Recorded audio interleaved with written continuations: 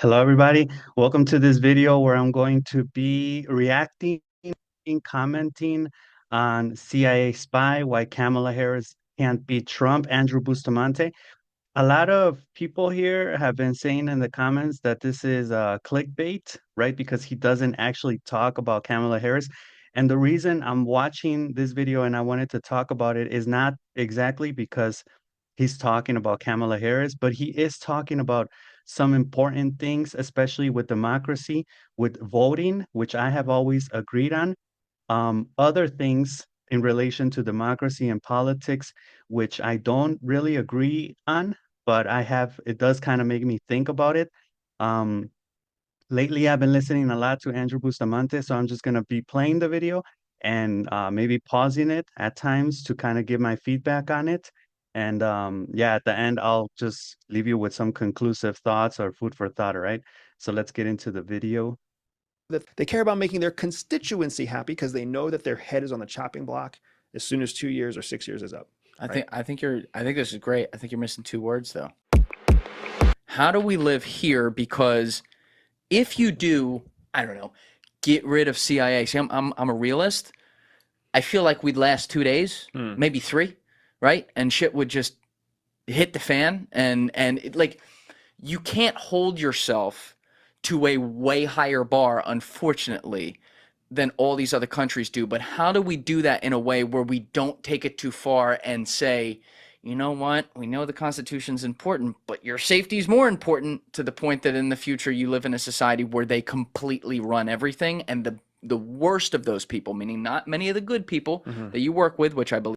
Okay, Julian is bringing up a lot of important topics in this like one question or the comment that he's making. First of all, intelligence services, I think we don't know how much they really do for countries, right? They know they collect data, they analyze, they make decisions, right? They're behind the scenes. Also, what he just mentioned about how sometimes there could be bad guys or people with maybe not bad intentions, but maybe they don't have the experience, the expertise, the knowledge to make wise decisions where a lot of people are involved, right? So this is what he could be referring to as the bad. Uh, and he's also bringing up the topic of the Constitution, right, versus freedom of speech, liberty. How do you strike that balance between freedom and security, right? It's a super controversial topic.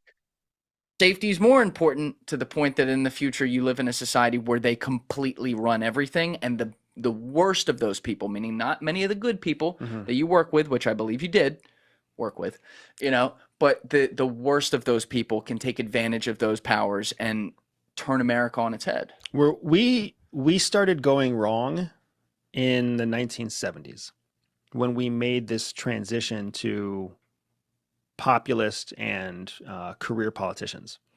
From prior to that, like people would come out of the military and have a fantastic military career and then become a senator or congressman, and they would have a second career in politics. So they would have a 20-year career in the military, and then they would become a congressperson for 5 or 6 terms, and then they would rotate to another congressperson, right? Like they were public servants. Well, then we started having these freshman congresspeople and freshman senators who were young and would spend 25 years, 30 years in politics. Yep. Our country is built, to your exact point, right? Our country is built on the idea of representative democracy, like democratic principles, which means you're supposed to focus on being a podcaster.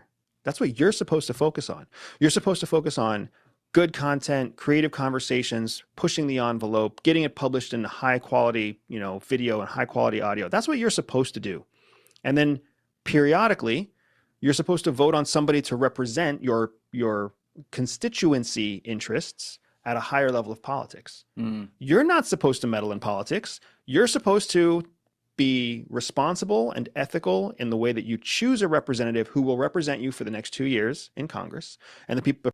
Okay, so he's also bringing up some good points. The first one, which I completely agree with, is that um, he says since the 70s we've made the mistake in politics and that type of public servant profession, which is supposed to be temporary and secondary to something that people already should be doing, like a second career.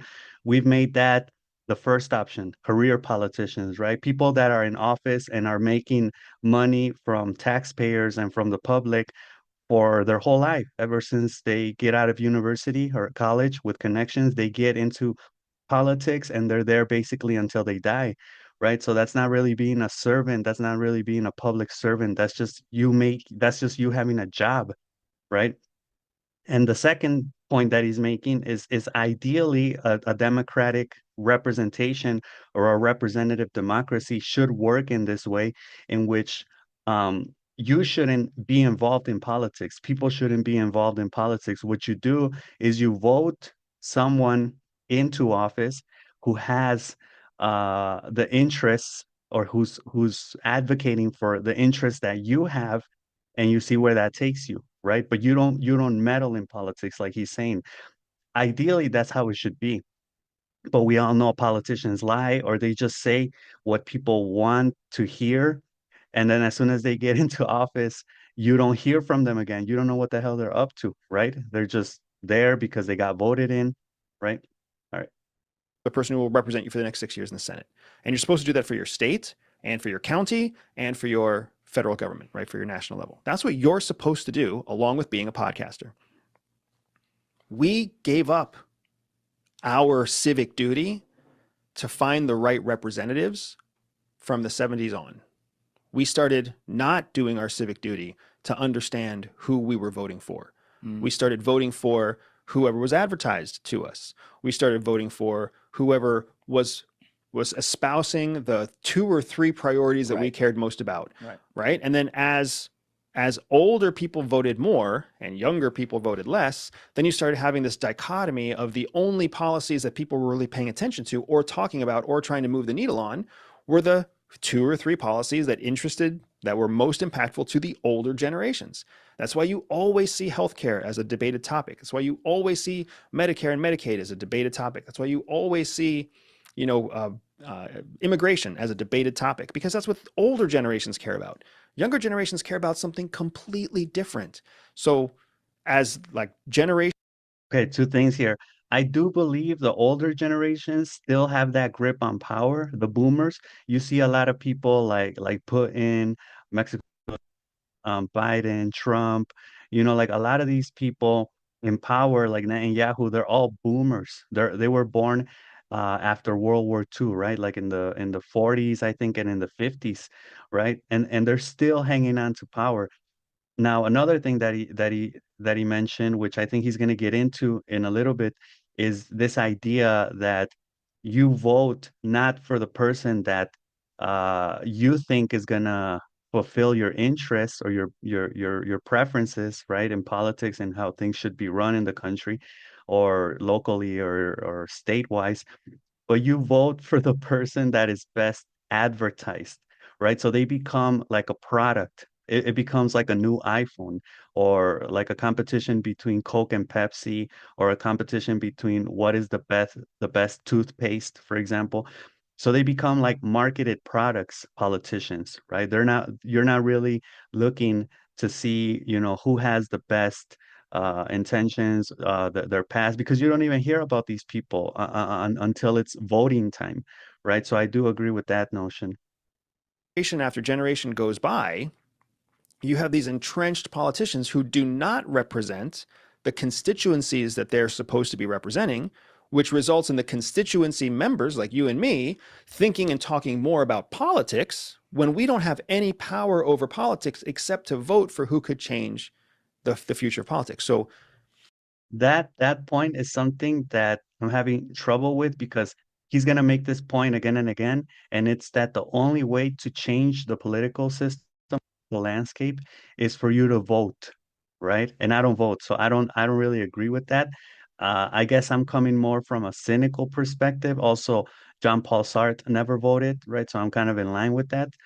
You could call me a copycat or whatever, but yeah, he makes this point like towards the end of the video again, that the only way to really change the system is to vote the people that can change it, because like he said, we, the people that are out here, the public, we really have no power to change things, right? Because we can't do anything but vote, basically. to your point, how do we live here? Like, how do we not go to the place where we disband CIA, but also not go to the place where CIA has no oversight at all? Yeah. Right? How do we stay in the middle? We have to lean into the democratic process that we built here in our country and make sure that we participate in local elections, participate in senatorial, gubernatorial, and congressional races, get people who represent our interests into office, because once those people are in office, they become the oversight committee for CIA. They are dedicated to actually representing the constituency that voted them into office, because they don't care about making the party happy. They care about making their constituency happy, because they believe that happens in the beginning. And I believe that could happen if we had short-term politicians in office, right? Like people that for like 5, 10 years and then would go back to their first job, to their first career, right? But again, these people that are there, their whole lives, they don't really care about the public, right? They just care about staying in power, basically. know that their head is on the chopping block as soon as 2 years or 6 years is up. I Right? think this is great. I think you're missing two words though, and the two words you like: term limits. You for what you're saying to work, you have to put that into place in both the House and the Senate. And This is term limits. This is the key word, the two key words. This is something that George Willis also mentioned, how and the people that wrote the Constitution, the fathers, the people that were, there with the first, second presidents of any country, or I guess in the United States, had this idea of, you're going to be you're going to be a public servant, but only for a limited amount of time, right? You have your other career which you go back to, right? That's the notion, and this is the idea that's getting pushed around a lot, how people shouldn't be career politicians, right? Stay in office so long, which I completely agree with. some fashion, Yep. because you will always create too much of a high volume incentive for someone to win on a Tuesday in November and not do the right thing. As long as you have professional politicians, you'll never have term limits. Yeah. Because a professional politician can't put a term limit in place because it terminates their career. So how are we going to get there? You and I have to vote fucking people into office who will get there and vote for term limits. Right? That's as much as people. He makes a good point. And I have no way to refute that, even though I don't completely agree with it. But yeah, he makes a good point. Want to hate Donald Trump. Donald Trump is the closest thing to how our presidential policy or process was supposed to work that since like the forefathers themselves. What? Why? Because he's not a professional politician. He is a business person who is stepping out of business to sacrifice 4 years of his life in office, because or 8 years of his life in office, and then he's supposed to leave and go back to contributing to business. That's how our country was built. That's what the forefathers wanted. They wanted successful business people, successful entrepreneurs, successful executives, successful doctors and attorneys and everything else. They wanted them to be successful in their career, run for office, win the election based on the people, represent the people's needs for a term limit, and then step out of office and go right back into their job, right? Yeah. What did George Washington do? Yes, exactly. That's That idea right there is like so intriguing, right? It's very compelling, that argument, of basically these people be they have to be coming, the people that are going to be politicians and represent the public, the general public, they have to be coming from other areas of life, right? And the more diverse, that the better, right? Let's say we have a president who's a doctor. Now we have a president who's a lawyer. And the key word there, he also says, is successful. Successful, not just any person, just not just any doctor, not just any lawyer or attorney, but successful, that they've been successful in their area and now they move on to politics because they have that experience, from their first career, and hopefully they'll do a good job in office, right? that's how it was supposed to work. We fucked that system up, dude, and we became driven by professional politics. We became expert marketers and calling ourselves campaigners instead. So we, the American people, have to take some freaking ownership of how fucked up our government is. Because when we don't pay attention, when we don't vote, when we don't get off our ass to go to every electoral, registration or every poll, we're just entrenching the current process more and more. How often do you and your CIA colleagues, like during your career, how often when you're in the middle of missions or whatever, wherever the fuck, would you guys talk politics? Sorry for the commercial. We don't talk a lot about politics, frankly, because the issues that are happening around us, like the actual operation itself, demands most of our mental energy. But what we do talk about is how fucked up the nature of operations is, because it's not based on priorities that are operational. What do you mean by It's that? based on political priorities. See, and this is where I think bureaucracy, the problem with bureaucracy can be talked about because bureaucracy, I mean, there's a reason bureaucracy exists. Well, it slows things down, right? But I think when it slows things down so much to the point that nothing really is getting done, nothing's really changing, nobody's being efficient or effective, we got to check that process again, right? He's going to talk about it in terms of political preferences or people that prefer, to look good instead of doing what's right or what should be done or the most pragmatic approach to something, right? Like in this case, he's talking about operations and how the CIA works. But I would say it applies to anything. Just think of paperwork you got to do, right? You got to bring in so much paperwork just to get like one little thing done, right? Like if you're a business owner or if you're a graduate to get your title, to get your license, right? All of that just basically slows things down and makes it more complicated, right? That instead of being pragmatic, right, it makes things more difficult. Priorities that are operational. So think of Oh, I got it. yeah, think of an operation as like a project in a Yeah. business, right? So your boss, you work in a cereal factory and they want to create a new flavor of cereal. In order for that new flavor of cereal to be approved and created, you have to have a budget committee that meets, you have to have a marketing committee that meets, you have to have the boss has to give 3 different bosses have to say yes. And then only after everybody says yes, some pile of money is then dedicated to the project. And then only after the pile of money is dedicated to the project can you go about buying the machine, buying the ingredients, and creating the cereal, right? There's a process to it. Same way with secret agent operations or military or clandestine operations. Somebody has to propose it. Somebody else has to sketch it out. Somebody else has to approve it. 3 different levels of leadership have to say yes. Then a bucket of money comes over. And that bucket of money is usually 50% of what you actually asked for because they want proof of concept before they give you more money. Yeah. So it's just, that's the machine. So what ends up happening is when you're the ass on the line, you're like, we're supposed to do this big thing. We're supposed to collect secrets about hypersonic missile development in Iran. That's what we're supposed to do. We asked for $15 million. They gave us $5 million. And they told us that in 365 days, we have to demonstrate XYZ progress in order to get the next installment of $5 million. So now we're trying to launch an operation that's underfunded to fulfill a priority that the current policymakers said is a $15 million priority. Well, guess what's going to happen over the next year? There's going to be half the states are going to have new senators.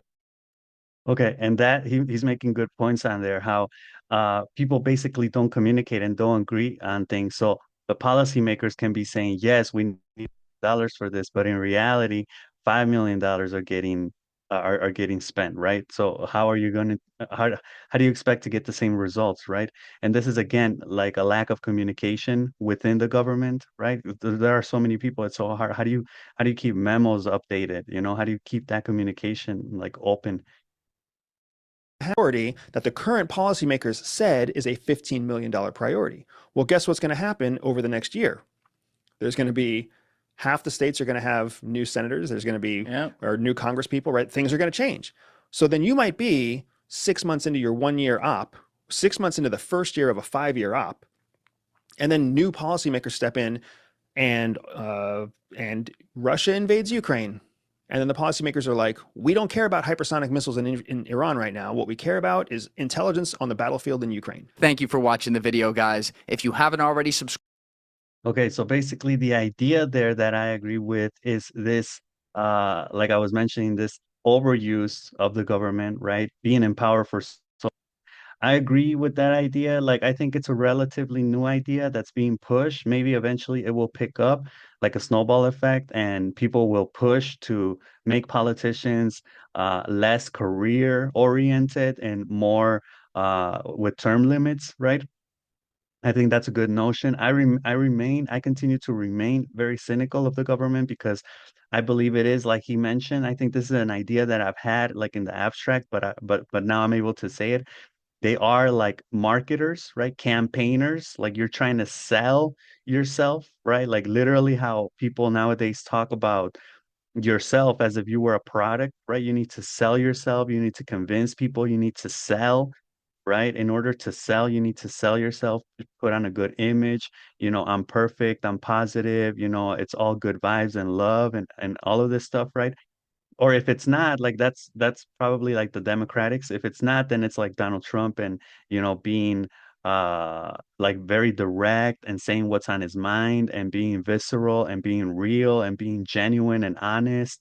And even if you make mistakes, you're human and that's who I really am.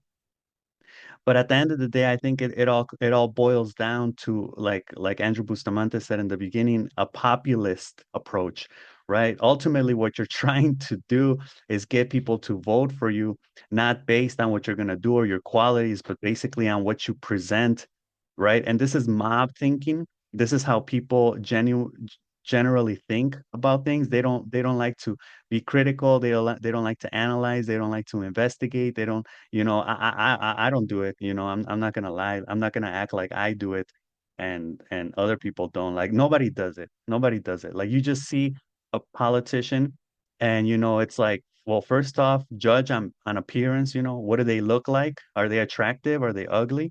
Right? How are they dressed? How are they speaking? Are they saying things I want to hear? Are people talking about them as someone that I could vote for? And that's what I base my decisions on. I don't really investigate. I don't dig in, right? I don't like he said, maybe our problem is that every time we have elections, people get all invested in elections, but they're just scratching the surface, right? And in between elections, there's no type of work being done for any type of political like uh, situations or discussions, right? Nobody's talking about politics when it's not, or maybe they are talking about politics, but nobody's talking about who should be the next candidate or who should be in power or who could really make a change or who really has good ideas or who has really done good things in the past, et cetera, right? In between elections, nobody talks about that. Everybody will bring up dirt and superficially like good things that they have done like right before elections, but that's it, right? Between elections, everybody goes back to sleep, being dormant. I think that's how you say it. And that's the problem, right?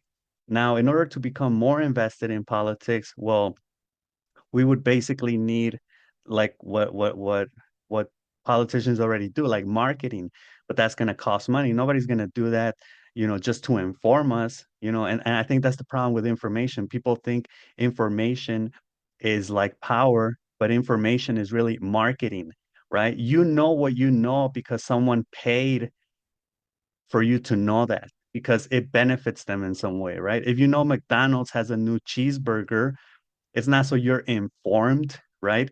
It's so you go out and buy it, right? The same thing happens with information. If you know something's happening somewhere in the world or you know about some news, it's because someone paid for you to get that. It became someone's priority for you to know that. Why? Most likely they want to make money off it, right? They want to market something, they want you to buy something. This is why I think this notion or this idea of like make your dream come true, work hard, for your dream is complete bullshit nowadays. It's false. Like, don't buy into that. That's not real. That's just, again, more marketing. Because like, realistically, what happens if you follow your dream? You're going to have to spend money, right? And that's what marketers want. Marketers and people and businessmen want people to spend money.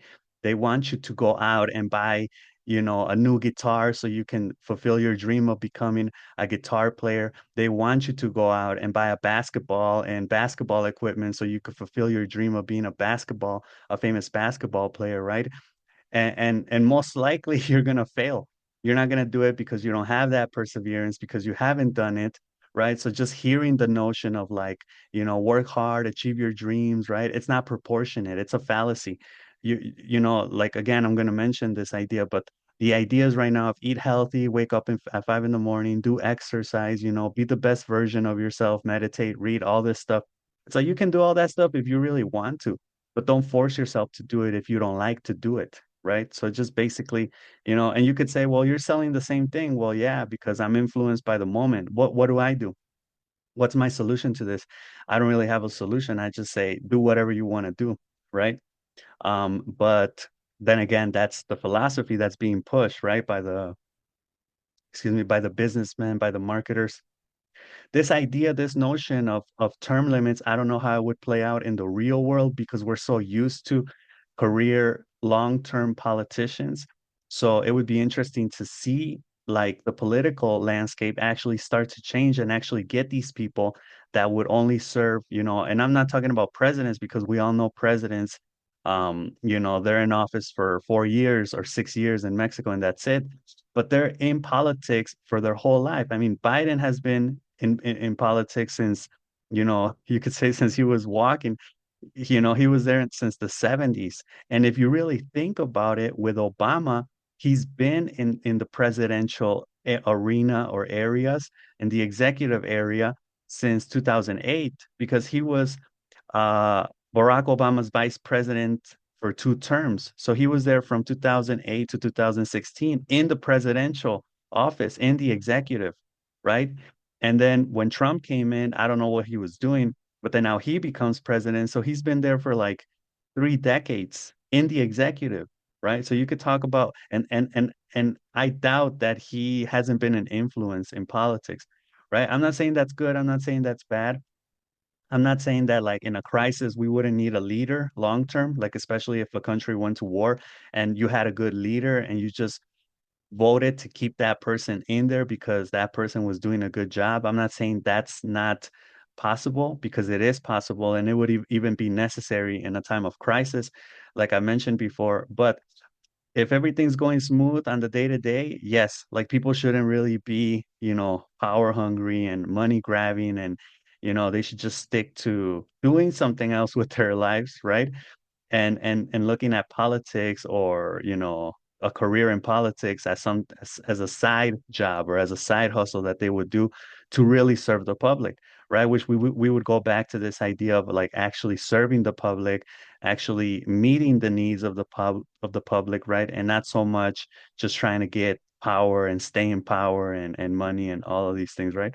Like I mentioned, I'm still very cynical, and I think this video expresses some ideas that I had already been talking about. That's why I wanted to share it with you. Um, and as food for thought, I can ask you that. What do you think a world where people have term limits in politics and they're only in office for a couple of years and they have their first career, how do you think a world like that would look like? Do you think it would benefit us or no? Because a lot of people can say, well, it wouldn't really benefit us because the people that are in office their whole lives, they know what to do. Yes, in a way, but I would also say you get complacent. Just think about you when you started working at your job.